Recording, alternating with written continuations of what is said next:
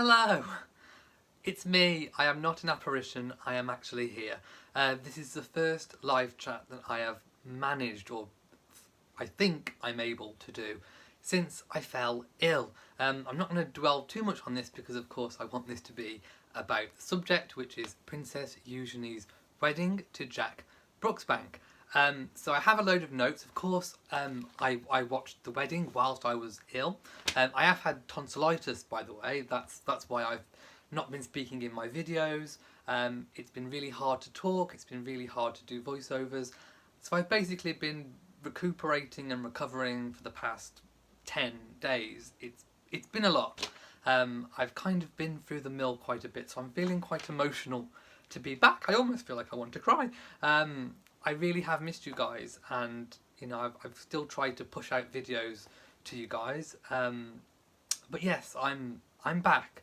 I don't know how long my voice is going to hold up now. Like I say, I am still recovering from this bad tonsillitis, but I enjoyed the wedding like you did. I was a spectator. I just basically watched it on the sofa while I was recovering, and I really enjoyed it. And I made a whole load of notes and things that I really want to talk about. So I know I can see some of you guys are there now. So I'm going to go and find the actual video of and all the people in the chat room, because obviously I want to speak to you all because it's been such a long time. And I'm so sorry I wasn't able to make my weekly live chat. My voice just hasn't been up to it. I haven't felt like I've been able to do anything of that magnitude. But hopefully I should be back next Saturday to do my live chat. Lots of people saying, yeah, I'm back, nice to see you. I can't do all the hellos because I've got so much that I want to talk about rather quickly, actually. And yes, I am feeling a lot better, although I still wake up and my voice is still, my throat still hurts. It was just a really bad case of tonsillitis. But I want to go straight into Princess Eugenie's wedding to Jack Brooksbank.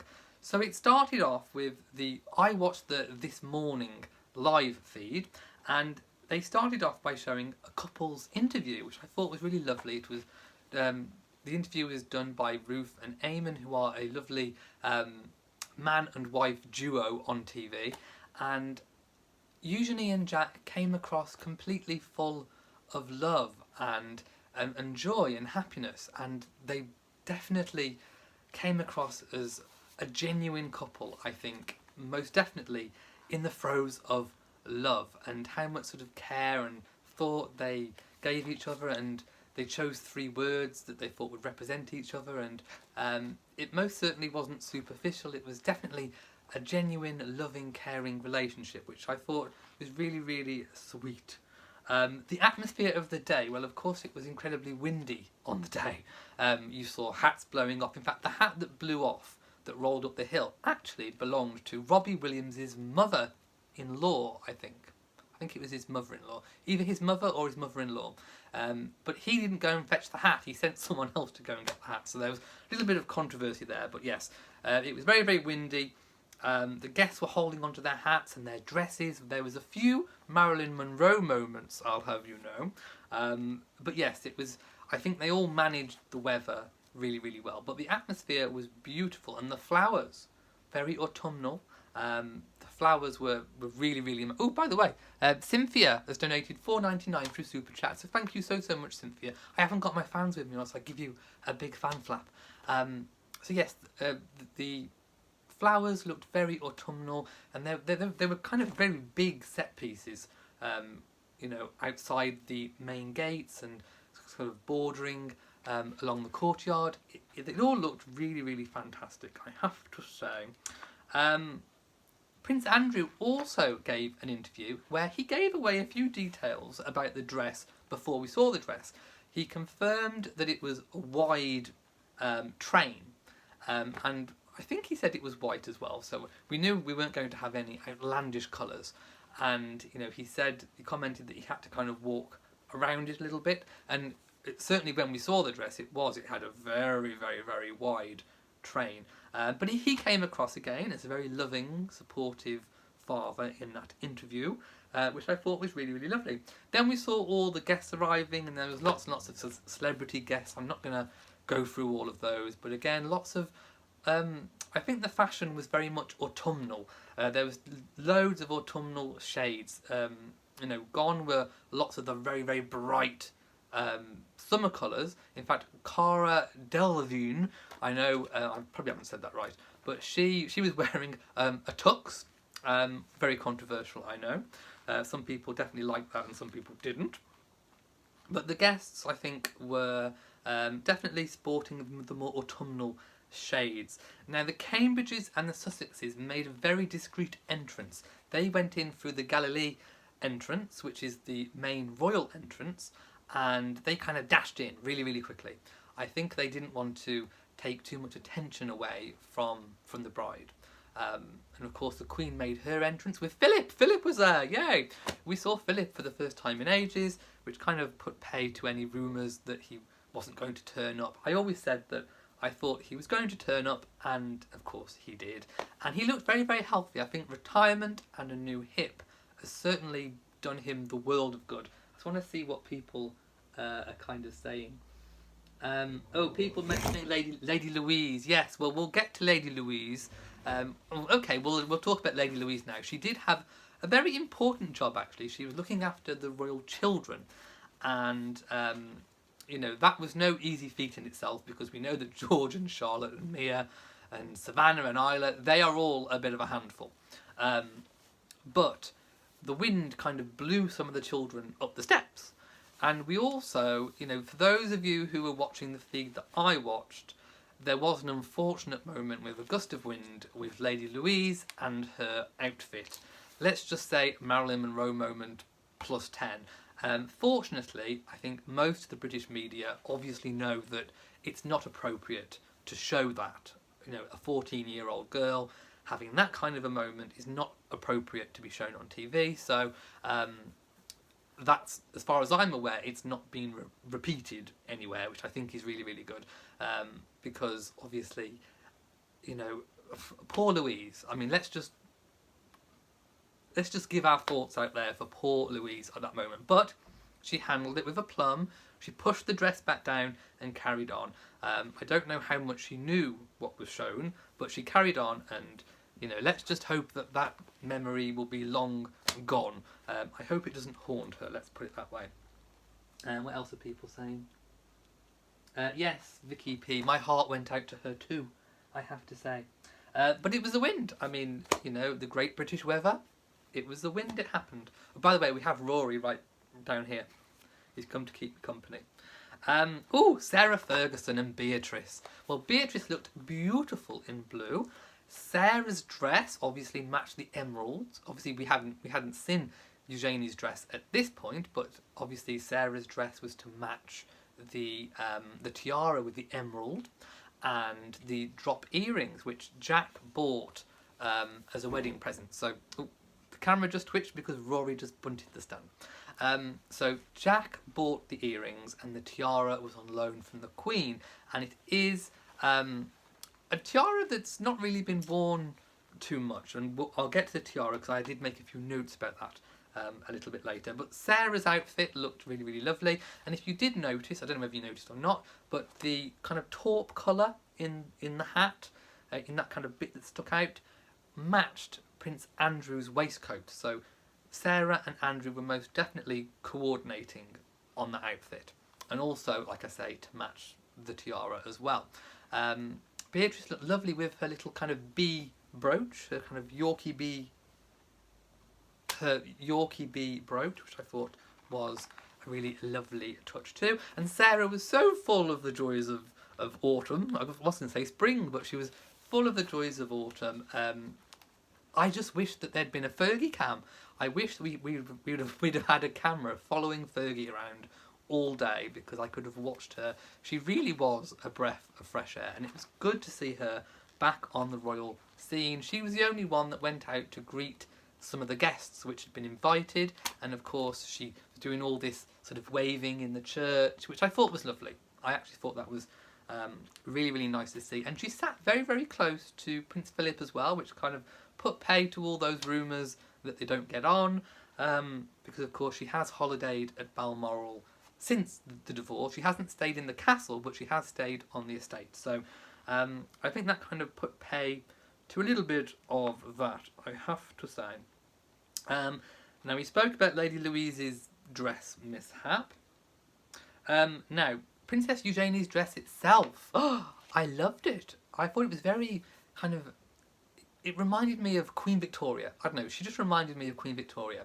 And it was low cut at the back to show off her surgery scars, which I thought was a very nice touch, because obviously that was a big part of her life.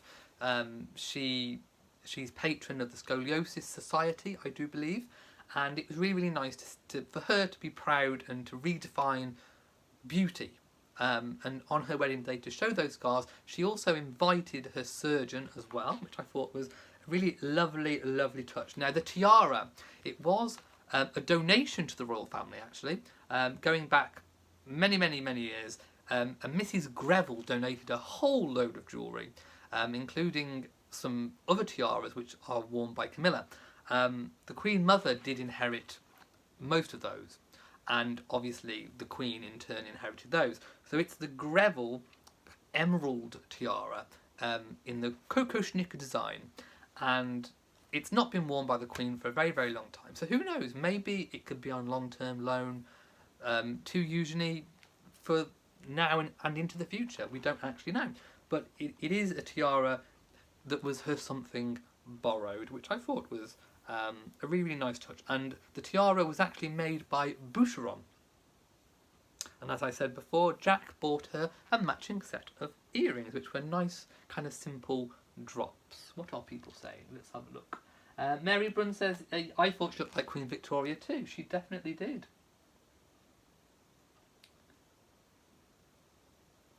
Let's have a little look now. The Queen was wearing Angela Kelly, and she looked lovely in kind of like this, was it ice blue? I think I'm going to call it like an ice blue. And she wore the amazing Cullinan diamond, I do believe that's how you pronounce it as well, brooch. So she looked lovely. Now Mrs. Brooksbank, the mother of the groom, was actually wearing Stuart Parvin, which is another designer that the Queen favours for her own outfit. So I think maybe she took a little tip from the Queen and went Stuart Parvin, and she was all kind of autumnal floral, which I thought was a very nice touch as well.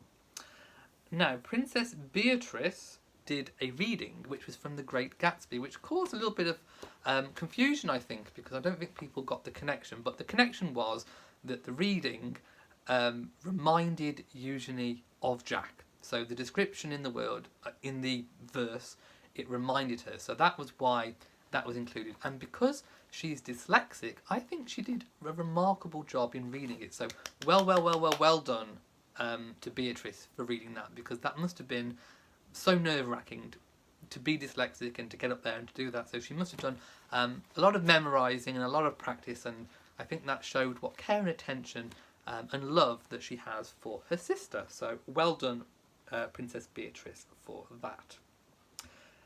They left the reception in an Aston Martin DB10, which I believe is a Bond car. I'm not a very big Bond fan, but I believe it's a Bond car. So they left in this sort of really, really nice big Bond car, which I thought was a very nice touch. They also did their little carriage procession. It was the bad weather option. There was two options, and they actually went for the bad weather option, which I don't blame them for, because it was windy and threatening to rain, which was the Scottish State Coach, which looked gorgeous anyway. So there was a few nice moments with the carriage procession in the Scottish State Coach. The evening reception was held at Royal Lodge, which is the York's family home in Windsor, formerly, I believe, a residence of the Queen Mother as well. And there was lots of celebrity guests, lots of celebrity footage did actually leak, and lots of controversy about whether or not they should have leaked anything or not. Let me know what you think about that.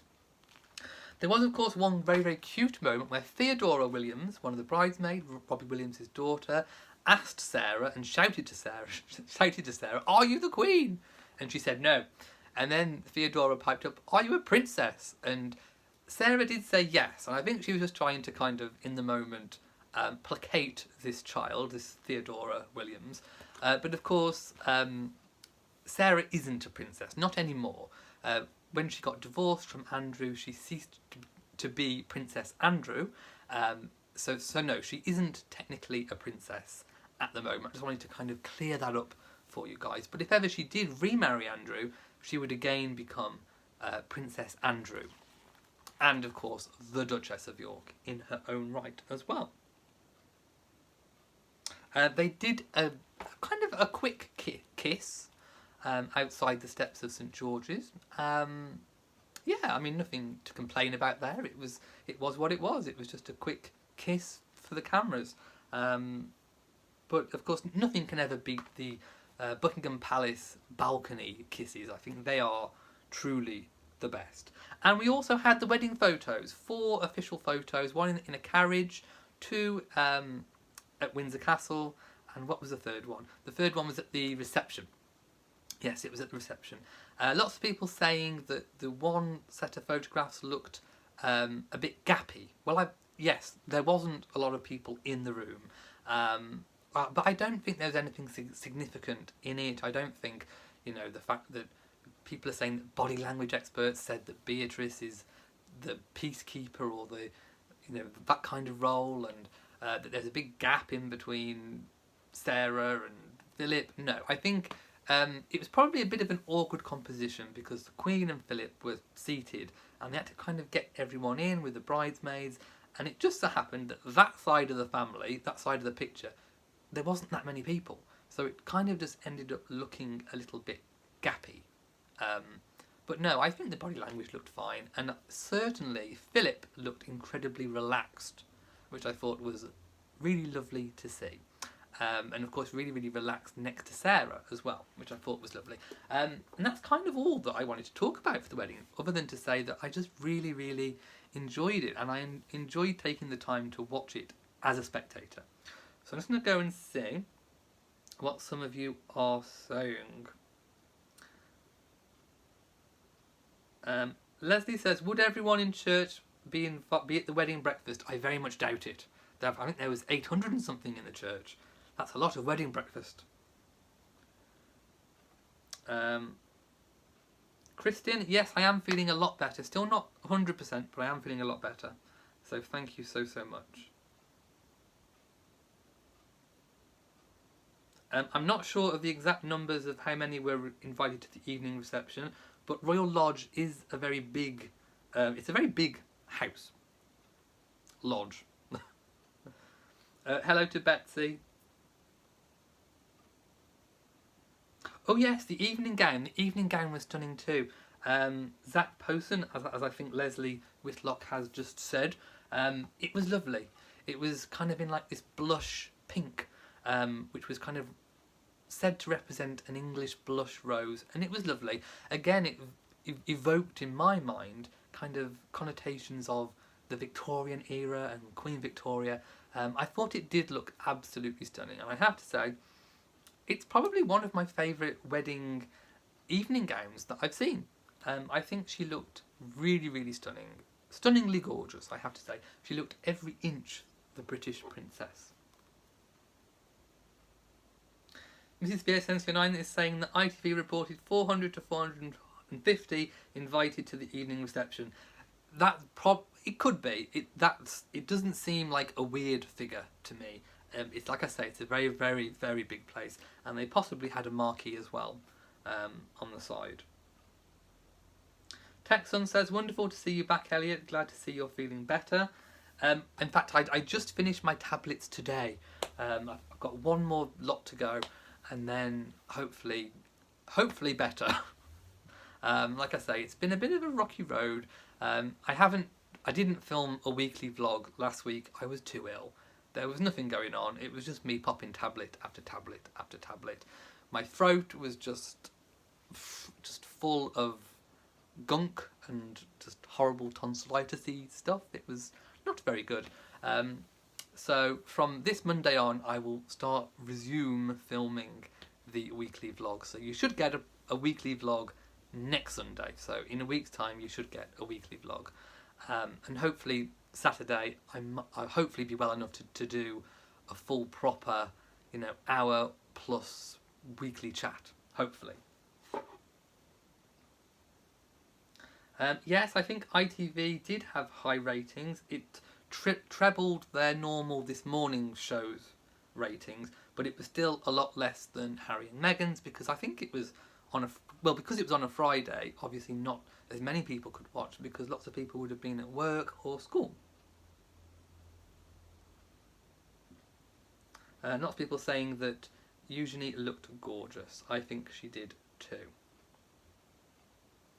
Margaret says, I was a little surprised that Eugenie didn't wear her mother's tiara. I think, see, in a way, it's the York tiara. And by getting married, she's actually dropping the of York from her name. So she's no longer Princess Eugenie of York. She's just Her Royal Highness Princess Eugenie of the United Kingdom, Mrs. Jack Brooksbank. So she's dropped her territorial designation. So maybe it just wasn't appropriate to wear the York tiara when you're actually losing York. So I think it was right to perhaps borrow that from the Queen and have it as your something borrowed. I think it was probably quite a good thing. And yes, Camilla was in no way snubbing Eugenie at all by not attending the wedding. This was a pre-engagement that she had booked way before the wedding day was ever discussed. So as soon as the wedding day was proposed, that date was proposed, Camilla said, I can't attend because I've got this pre-existing engagement which I need to fulfill. And the family were okay with that. They were perfectly fine with that. Now, I do think it would have been nice of the school to offer to reschedule. I think that would have been a nice thing so that she could attend, because I don't think she'd have wanted to have been the one to have asked. Oh, thank you, Kathy G, who's donated $20. Thank you so much, Kathy. Mwah. I don't have my fan, so I'll just blow you a kiss. So I think it would have been nice of the school to have offered to reschedule, because it probably could have been rescheduled at some point.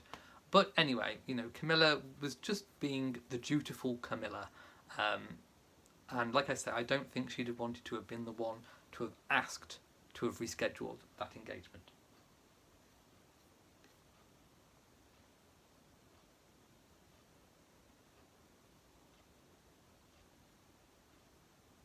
Okay, now, my voice has held up so far. I've been on 22 minutes, which is probably double what I predicted I was going to last. So, I'm going to leave you all now. I've done my little chat about the wedding. Next Saturday, obviously, I'll be back for my live chat. We can talk about this a lot more. But I just wanted to say, you know, hello. I'm back. I haven't gone anywhere. I'm still here, and I'm still going to be making videos for you all. Hopefully, I'll be back up to doing full voiceovers as well. So, if you've enjoyed this video, then please give it a big old thumbs up. Don't forget to share on social media. Also leave a comment once this video goes live. And hit that notification bell so that you know whenever I upload a new video. So from me in Shropshire, goodbye.